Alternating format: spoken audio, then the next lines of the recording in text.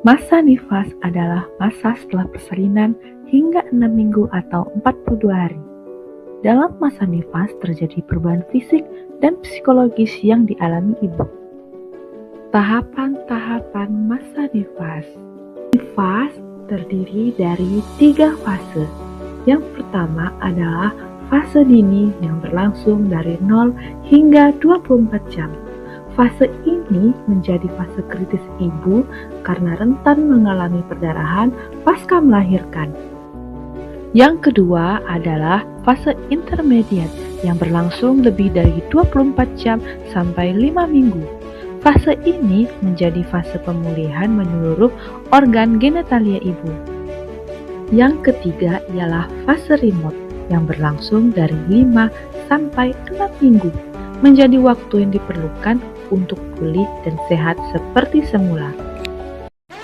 Segera ke fasilitas kesehatan jika ibu mengalami perdarahan banyak, demam tinggi, nyeri perut hebat, darah nifas berbau tidak sedap, payudara bengkak dan nyeri hebat, luka jahitan tidak sembuh atau bernanah, sakit kepala hebat dan pandangan kabur, serta perasaan sedih yang berlebihan. Kunjungan masa nifas. Kapan sih ibu berkunjung ke dokter atau rumah sakit?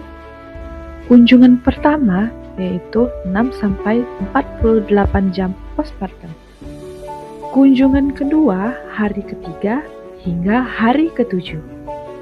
Kunjungan ketiga hari ke-8 hingga hari ke-28.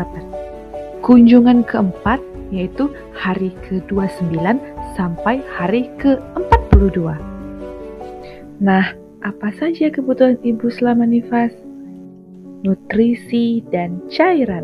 Selama masa nifas, ibu memerlukan asupan nutrisi yang cukup untuk membantu proses pemulihan dan produksi ASI. Konsumsilah makanan bergizi seimbang seperti nasi, sayur, buah, serta lauk yang mengandung protein seperti ikan, telur, dan daging.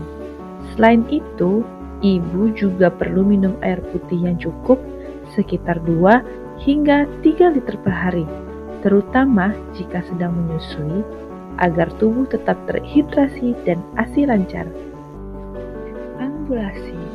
Ibu dianjurkan untuk mulai bergerak secara perlahan setelah melahirkan. Aktivitas ringan seperti duduk, berdiri, dan berjalan dapat membantu melancarkan peredaran darah dan mempercepat pemulihan. Namun, lakukan sesuai kemampuan dan jangan memaksakan diri ya. Istirahat. Istirahat yang cukup sangat penting bagi ibu. Kurangnya istirahat dapat menyebabkan kelelahan dan mempengaruhi produksi ASI. Usahakan untuk beristirahat saat bayi tidur dan jangan ragu meminta bantuan keluarga dalam merawat bayi atau pekerjaan rumah. Eliminasi. Ibu juga perlu memperhatikan buang air kecil dan buang air besar. Jangan menahan keinginan untuk buang air kecil.